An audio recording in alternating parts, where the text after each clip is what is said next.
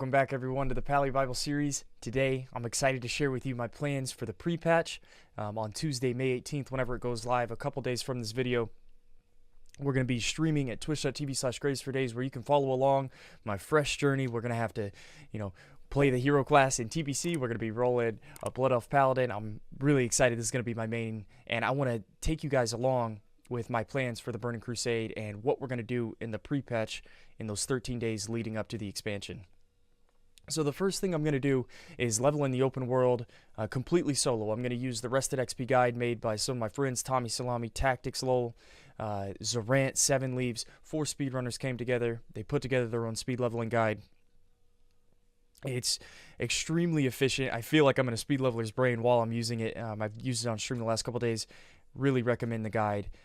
You can try it out for free in the description below with the link. But regardless, in tandem with using this guide, I've prepared some items, some consumables to use alongside of it, and I'm hoping to get 1 to 60 in 48 hours played. So within the first 2.5 days of pre-patch coming out, we're going to try and do it in 2 play sessions, level 1 to 60 in the open world. I'm not going to get boosted because I want to save my gold for the GDKPs, possibly save some gold for TBC and the Outlands, and it's one final chance to level in the open world before all the dungeon spam and the reputation grinds and the arena and max level stuff there is to do in the Burning Crusade. So we're going to give it one last go with leveling in the open world. I'm probably not going to group up and do dungeon spams. I might group up and do like a 5-man dungeon with like 5 paladins maybe along the way, but I'm mainly going to solo level. And so these twink weapons and a little bit of preparation in tandem with this guide sped it up immensely.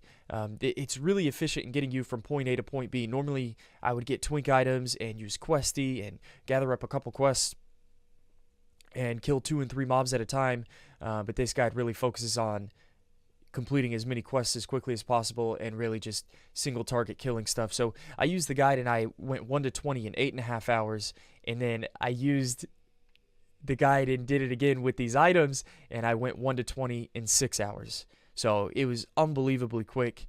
I'm excited to put it to the test. But let's start off what I think is the most important on a Paladin is your weapon progression. I didn't go all out. I didn't get BOE blues or greens for my gear while I'm leveling up. I'm just going to use the quest gear that I pick up along the way, some of the greens I find on the ground. But the weapons surely are worth it. So starting off at level 2, I've got a 2-handed sword, which hits pretty hard compared to the starting weapons with a fiery weapon. We're going to be 2-shotting things if this fiery weapon procs as soon as we start. Then at level 7, I got an 8.3 DPS weapon. Just the DPS alone is ridiculous, and of course we have fiery weapon. Level 11, I got another upgrade with fiery. Level 13, another upgrade. 15, another one with a fiery weapon. Level 21, another one. Oh, 21.7 damage with fiery weapon. We're going to be absolutely tearing through stuff. And then it slows down from 21 to 30. I got a 23.9 weapon. And this is where the weapon progression really hits hard. I just went to the auction house and picked up these items. I know the AH is closed at the moment, but hopefully if you're planning to level in the open world, maybe alongside this guide, you should be able to buy some weapons and put some enchants on it as soon as a pre-patch comes out.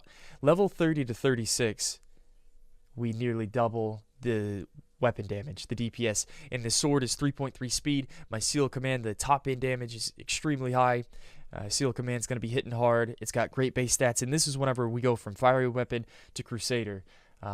So I felt like, the fiery weapon proc, what is it, like 50 damage whenever it procs, it kind of slows down at level 35 mobs, and I'd rather have the chance to restore 75 to 125 health or get 200 strength for, 15 seconds, and so we don't quite get the 200 strength because we're such low level. I think it's like 4% every single level, but still, I feel like the Crusader enchant around level 35 weapons is the way to go. So 36 weapon is huge. Then 3 levels later, we get Nightblade with Crusader on it, which I'm pretty excited about. The top end damage is basically the same, but we're going to be swinging a half a second faster. I got this on the auction house for 20 gold, and then I got a Destiny. Again, really fast sword. Normally you want a slower sword, but Crusader weapon. The fact that we have weapons planned in the first place is a pretty big deal. So just go to the auction house, try and see what you can afford. I spent about 600 gold on this entire kit, which might have been a little bit overboard, but I'm the most important thing, I think, is just the weapon progression alone. The next thing I want to go over is the 3 BOEs that I did get. I got minor speed increase boots, and we're going to be using these until level 22 whenever we get Pursuit of Justice. So Pursuit of Justice doesn't stack with your minor speed increase, and I think at 22 I get put 2 points into it, so I'll have 10% movement speed, eventually 15. But at 22 I can get rid of these boots. And then I did something a little bit silly. I put on 24 healing on the bracers, 30 healing on the gloves. It cost me quite a bit of gold, and I'm kind of sad that I put it on the gray items. In hindsight, I would have put these on like level 20 blue twink items for my Paladin, just so that I had base stats and a little bit of armor to last me a little bit longer. But in TBC, any enchants, any items that have just plus healing on them, they get 33% spell damage. So this is actually 24 healing plus 8 spell damage, 30 healing plus 10 spell damage. So I've got 18 additional spell damage, which doesn't scale very well at level 1, but my judgments do go, they hit, you know, for 24 damage instead of 20 damage. So it's beneficial. It might take away one auto attack, you know, while we're leveling up. So I splurged a little bit here. But you stack that with my minor wizard oil we can apply at level 5. That's 26 spell power at level 5, which is just ridiculous. The great thing about having wizard oil, I think this is a really easy way as a paladin, because a lot of your abilities, you know, are affected by spell damage.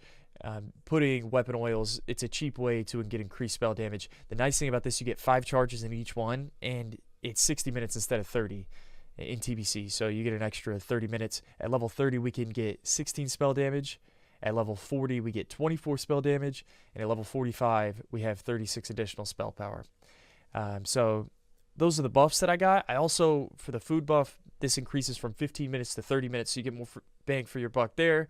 I went with the Sagefish Delight, you know, 3 MP5 starting at level 10, and then we get 6 MP5 from level 30 to 60. So stack that with Seal of Wisdom. Hopefully we'll just have mana coming constantly. And speaking of mana, we look at the mana pots that I have prepared. I did a speed run. I rather would have had 1 to 20 health potions up until level 15. That's whenever I really started running out of mana. But if I could change anything, I would just get rid of these minor mana potions. Maybe have like a stack of 5, but I genuinely didn't use them because it was just auto attack killing things in 2 or 3 swings with fiery weapon. I rather would have had health pots 1 to 15. So I'll have health potions for the real thing. I went ahead and gave myself ice cold milk. We got the 16 slot bags, of course. I had some elixir of the sages and an orb of deception to celebrate. You know, at 54, I'm assuming the blood elf goes to Draenei, so that'll be fun. But these are the items that I have prepped. I could have gotten scrolls. I could get the alchemy, Troll's Blood, you know, some of the smaller buffs, but I really felt like this was the easiest way to go about gearing my character. Just the weapon progression, a few enchants, and the wizard oils alongside potions and this leveling guide. I'm hoping that in 2 days played, we're going to hit max level, and then that's whenever the real fun begins. So as soon as I hit level 60, here's the list of things that I'm going to need to do for the next 10 days before the Burning Crusade releases. I'm going to need to spam Battlegrounds to farm honor and farm marks, just for the PvP gear that I'm going to be leveling from 60 to 70 with, as well as some of the PvP gear that you can buy right away when you hit level 70. So that'll be a chore that I can do. I'm going to need to join some GDKPs. Now, there's only 2 raid lockouts, so originally I was going to get the AQ tier 2.5 set, you know, maybe week 3 or week 4, whenever some of the whales got out of the way, bought their Paladin gear, and it was going to be a little bit more affordable. But with only 2 raid lockouts, honestly, I don't see myself competing with characters that are gold capped, people that are going to spend, you know, 100,000 gold on their Paladin. I'm sitting on like 15k. So my original plan to join AQ40 and Nax GDKPs for a couple pieces has gone out the window. Rather, I'm going to spend my time in AQ20, lockout every 3 days, ZG lockout every 3 days. What else do I need? I need to get Exalted with Zul'Gurub for XP. I need to get Exalted with Alterac Valley while I'm spamming Battlegrounds, again, for some quick quest turn-ins, which brings me to my third to last point, is I need to prepare my quest log during the pre-patch. And so you've seen tons of videos out there. There's spreadsheets, there's crazy Excel documents. that try and get you nearly to level 62. Some 62.4 I think is the best spreadsheet that I've seen up to this point. I'm going to be shooting to get my quest log and my items prepared to be 61.5 before we enter through the dark portal and go into the Outlands. So as I do that in the pre-patch, I'll make a video on how I did it with my Paladin, tailored to the Blood Elf, the new character that I'm creating myself. And then the last point is I need to level up professions. So I'm going to need to level up engineering and enchanting to 300. And if we can squeeze all that before TBC launch, I'm going to be pretty happy. Those are my plans for the TBC pre-patch. If you want to check us out live at twitch.tv/gracefordays, you can see this plan in action, see how we're doing. We're going to have a full transformation. There might, no promises, be a change of aesthetic on the face, the hair.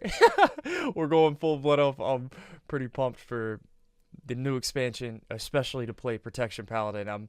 I'm really digging the Blood Elf. So if you want to check us out live, definitely come over to Twitch and check out the rest of the videos in the Pally Bible series. Thanks for watching, and I'll see you guys in the next one.